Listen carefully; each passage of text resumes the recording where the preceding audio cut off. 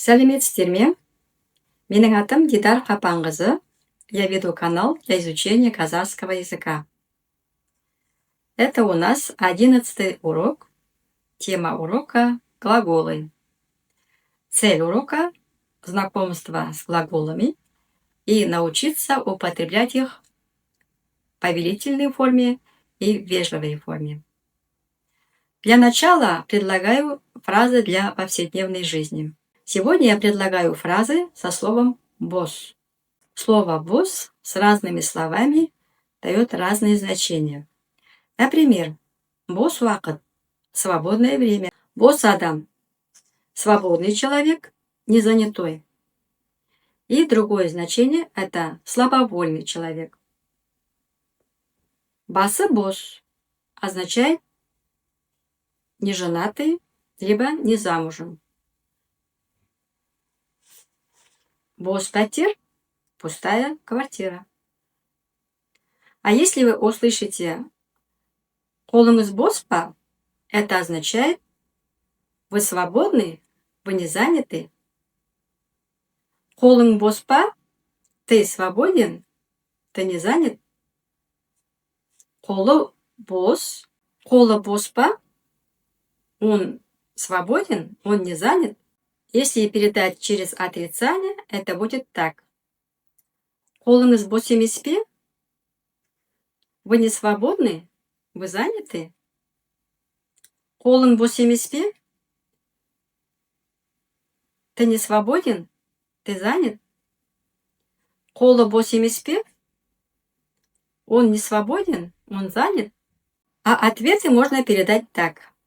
«Қолым бос» – я свободен, я не занят. «Қолым бос емес» – я не свободен, я занят.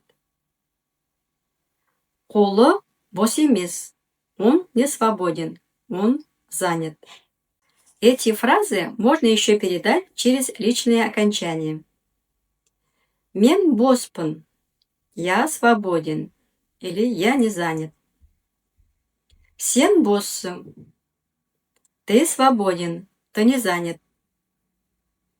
«Сен боссың ба» – сіз боссыз, вы свободны, вы не заняты. «Сіз боссыз ба» – ол босс, он свободен, он не занят. «Ол бос па» – отрицание тоже можно передать через слово «емес». «Мен бос емеспін». Как вы заметили, личное окончание переходит к слову «емес», «емеспін». «Мен бос емеспін». Я не свободен, я занят. «Сен бос емессің». Ты не свободен, ты занят. «Сен бос емессің бе?» Сіз бос емессіз. Вы не свободны, вы заняты. «Сіз бос емессіз бе?» Ол бос емес. Он не свободен, он занят. «Ол бос емес пе?» Выберите тот вариант, который легко дается, и используйте в речи. Переходим к основной теме. Мы начинаем изучать глаголы. Как вы знаете, глаголы означают действие или состояние лица, предмета, явления. На казахском языке глаголы отвечают на вопросы «не істейді», «қайтеді», «неғылады», что в переводе означает «что делает», «что сделает». Суффиксы в вопросах будут меняться в зависимости от времени. Итак, я предлагаю вам 12 активных глаголов для изучения. Послушайте слова и повторяйте. Отыру. Отыру. Тұру. Тұру. Жүру. Жүру. Жату. Жату. Болу. Болу. Ойнау. Ойнау. күту, күту. Жазу, жазу. Бару, бару. Келу, келу. Сөйлеу, сөйлеу. Істеу, істеу. Теперь обратите внимание на выделенную букву «у». Это неопределенная форма глагола. Если убрать «у», то глагол будет означать повеление, приказ, побуждение. Вот посмотрите. Отру. «У» убрали, получилось «отр». Садись. Сен отр. Тур. Сен тур. Жүр. Сен жүр. Жат. Сен жат. Бол. Сен бол. Ойна. Сен ойна. Күт. Сен күт. Жаз. Сен жаз. Бар. Сен бар. Кел. Сен кел. Söyle. Сен söyle. Істе. Сен істе. От этой повелительной формы образуются все остальные глаголы. Времена, наклонение, залог и так далее. Приставок нет, поэтому в казахском языке все слова, в том числе и глаголы, начинаются с корня. Запомните это. А теперь попробуем обратиться на «вы». Сау болыңыз. Помните, что мы добавили? Аңыз. Это и есть вежливая форма. Здесь есть мягкий вариант «эңіз». А если слово оканчивается на гласной, то буквы «ы», «э» выпадают, остается «ңыз», «ңыз». Сейчас я буду говорить глаголы в вежливой форме. Сначала твердые слоги. Послушайте и повторяйте за мной. Отырыңыз. Отырыңыз. Тұрыңыз.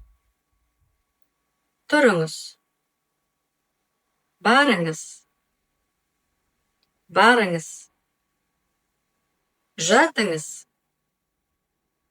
Жатыңыз. Болыңыз. Болыңыз. Жазыңыз. Жазыңыз. Ойнаңыз. Ойнаңыз. Глаголы с мягкими гласными. Жүріңіз. Жүріңіз. Келіңіз. Келіңіз. Күтіңіз. Күтіңіз. Істеңіз. Істеңіз. Сөйлеңіз. Сөйлеңіз. В казахском языке выражение «пожалуйста» передается через эту вежливую форму. Если вы говорите «отырыңыз», оно будет означать как «садитесь» или же «садитесь, пожалуйста». Можно добавить еще суффиксы «ш», когда очень просите. Например, «отырыңызшы», «садитесь, пожалуйста». Давайте еще раз повторим слова, добавляя к ним «ш» и «ш». Твердые слоги. Отырыңызшы. Тұрыңызшы. Барыңызшы. Болыңызшы. Жазыңызшы. Жатыңызшы. Ойнаңызшы. Мягкие слоги. Жүріңізші. Келіңізші. Күтіңізші. Істеңізші. Сөйлеңізші. Повторили? Жарайсыздар. Я еще хочу обратить ваше внимание на 4 глагола. Это отыр, тұр, жүр, И жатыр от слова жат. Их называют қалып етістіктері, глаголами положения. В этой форме их можно еще употреблять и в настоящем времени. Например, отыр – сидит, тұр – стоит, жүр – ходит, жатыр – лежит. А с личными окончаниями будет так. Отырмын – это значит я сижу. Тұрмын – значит я стою. Сіз жүрсіз – вы ходите.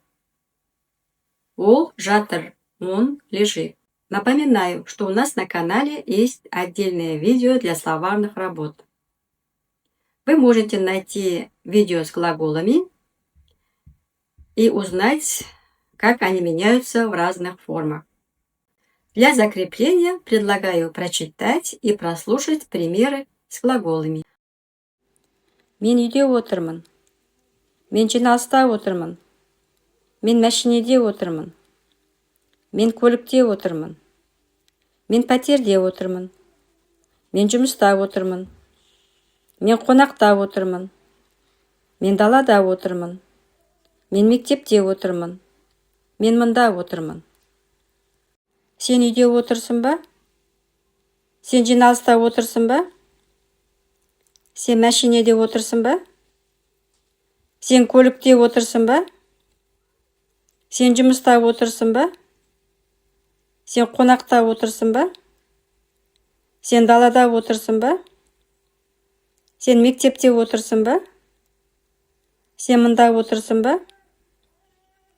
Сіз үйде отырсыз ба? Сіз жиналыста отырсыз ба? Сіз машинеде отырсыз ба? Сіз көлікте отырсыз ба? Сіз жұмыста отырсыз ба? Сіз қонақта отырсыз ба? Сіз далада отырсыз ба?